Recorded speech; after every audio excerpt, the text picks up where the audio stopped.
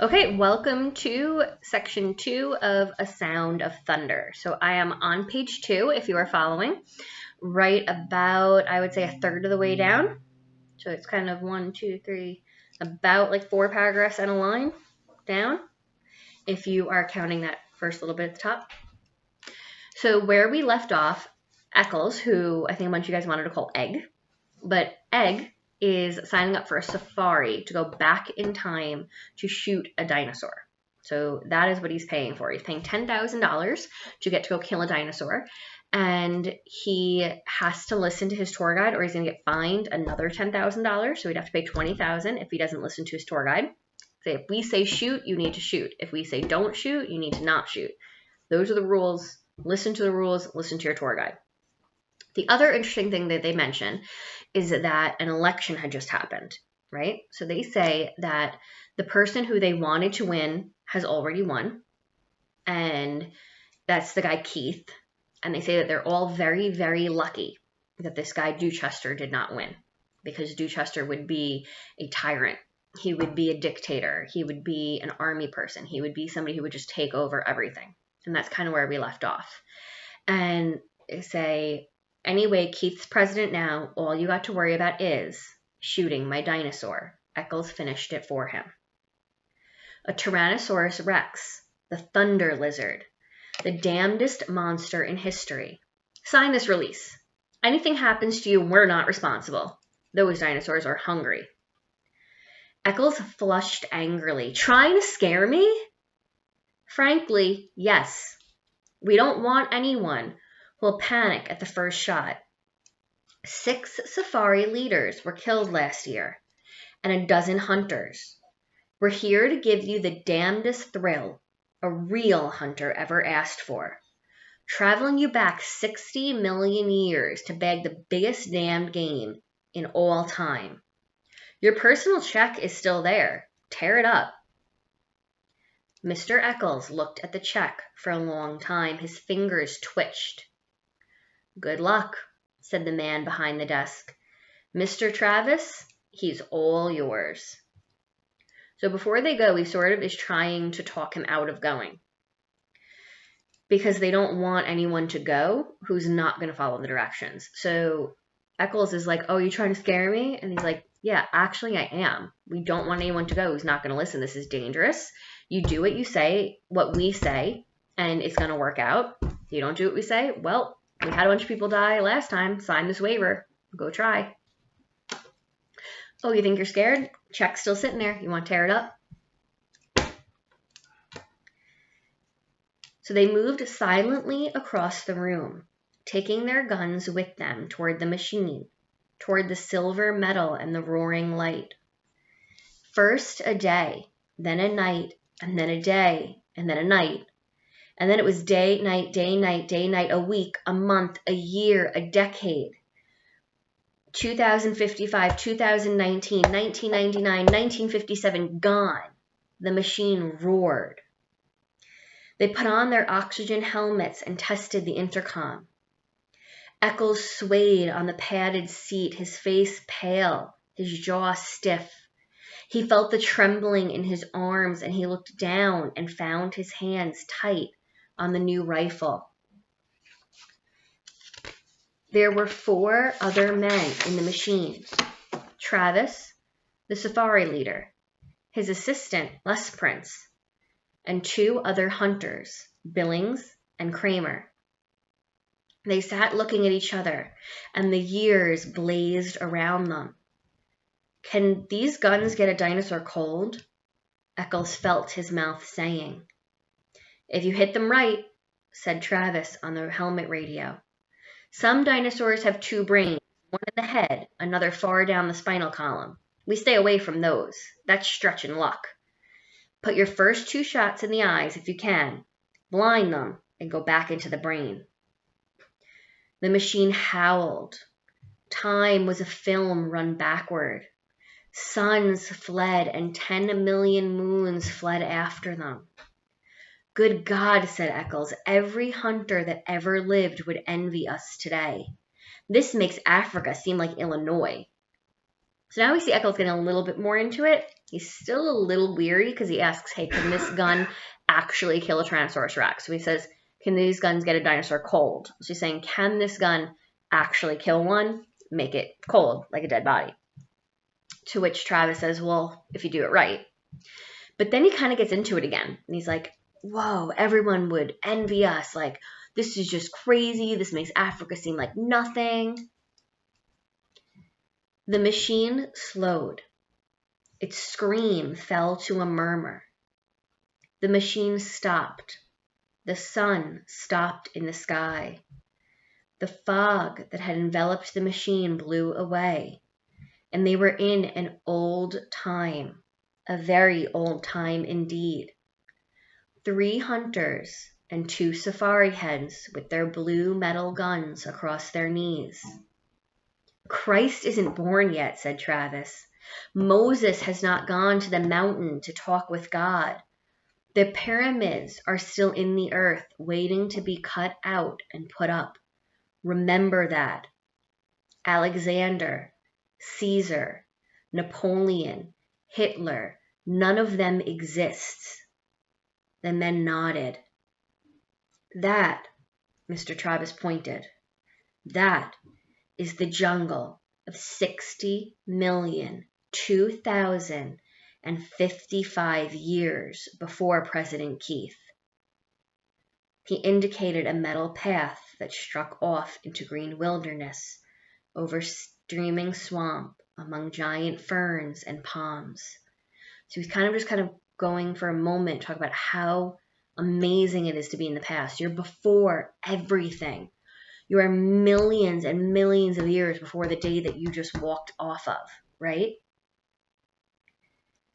And that, he said, is the path laid by Time Safari for your use. It floats 6 inches above the earth, doesn't touch so much as one grass blade, flower, or tree. It's an anti-gravity metal. Its purpose is to keep you from touching this world of the past in any way. Stay on the path. Don't go off it. I repeat, don't go off. For any reason. If you fall off, there's a penalty. And don't shoot any animal we don't okay. Why? Asked Eccles. So they kind of have this path. It's floating off the ground, so it's kind of not touching anything. And the point of it is that they say it doesn't touch any grass, it doesn't touch any flower, it doesn't touch anything, and that's all they can walk on. And if you step off that path, if you trip off of it, if you fall off of it for any reason, you're going to be in trouble. You're going to get another kind of fine, right? And he kind of keeps reiterating, for any reason, do not go off for any reason, for any reason. So Eccles, being Eccles, has to ask why. Why? Asked Eccles. They sat in the ancient wilderness. Far birds' cries blew on the wind, and the smell of tar, an old salt sea, moist grass and flowers the color of blood. We don't want to change the future. We don't belong here in the past. The government doesn't like us here. We have to pay Big Graph to keep our franchise. A time machine is damn finicky business. Not knowing it, we might kill an important animal. A small bird, a roach, a flower even, thus destroying an important link in a growing species. That's not clear, said Eccles. So he's like, you gotta be careful, you can't kill anything. He's like, even a flower, even a bug, I don't care how tiny it is. It's like, you might change the future. Which Eccles is like, dude, I don't get it. All right, Travis continued. Say we accidentally kill one mouse here.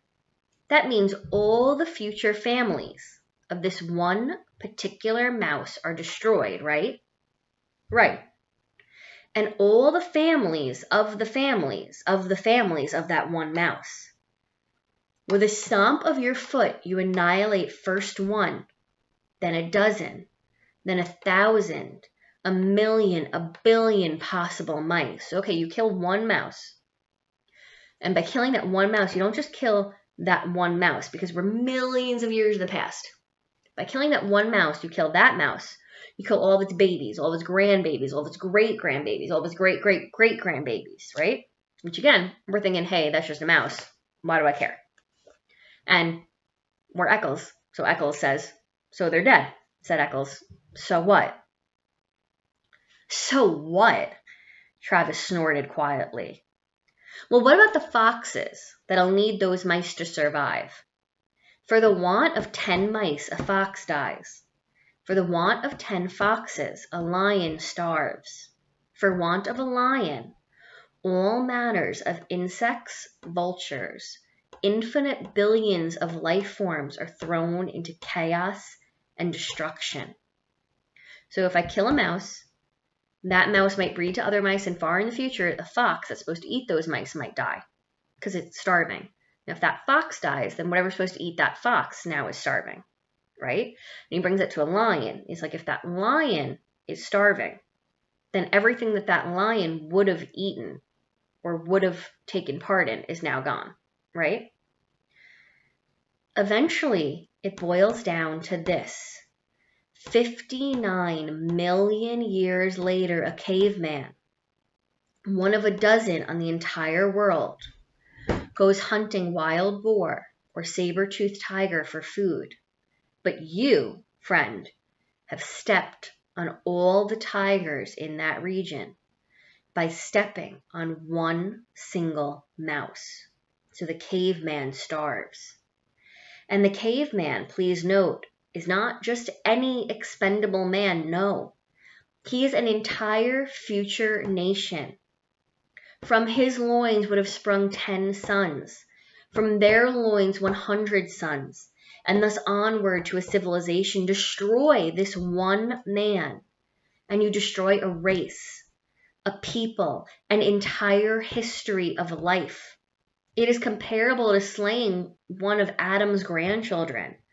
The stomp of your foot on one mouse could start an earthquake, the effects of which could shake our earth and destinies down through time to their very foundation. It doesn't mean you're actually going to start an earthquake. He's saying if you kill that one little thing, it gets bigger and bigger and bigger, right? Butterfly effect. I think we've talked about that once before in class for some reason, somewhere in my brain. But the idea that like one little butterfly's wings creates a wind so strong, so far away, because it just gets bigger and bigger and bigger as it goes.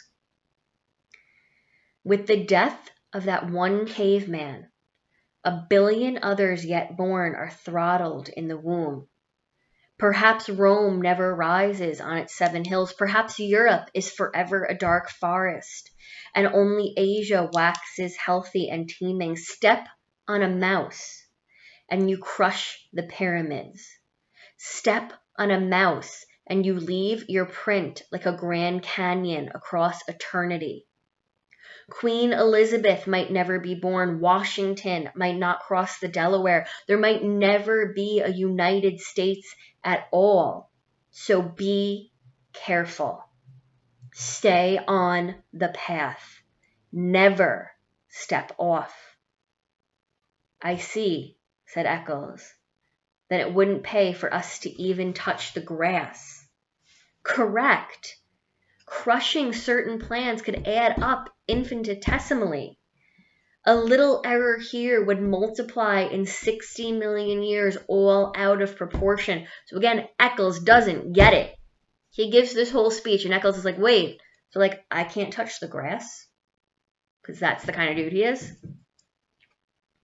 Of course, maybe our theory is wrong. Maybe time can't be changed by us, or maybe it can be changed only in little subtle ways.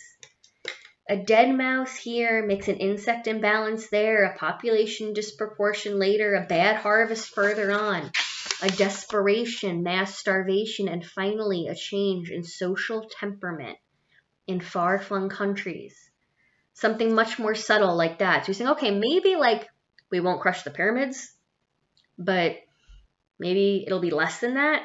Maybe it'll be a social issue, but it's still going to be a big issue.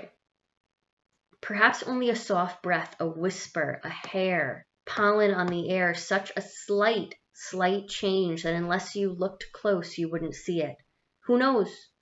Who really can say he knows? We don't know. We're guessing. But until we do know for certain whether our messing around in time can change a big roar or a little rustle in history, we're being damn careful. This machine, this path, your clothing and bodies were sterilized, as you know, before the journey. We wear these oxygen helmets so we can't introduce our bacteria into the ancient atmosphere. And I'm going to stop it there. I'm going to stop us after all Travis's crazy warnings, because that is what we're going to talk about. Do you agree with Travis? Do you think that one of these small little changes, do you think that crushing a mouse could create some crazy thing where people are never born? Do you believe in these little things adding up? Or do you think that Travis is just trying to scare Eccles? So I will talk to you guys soon. Bye.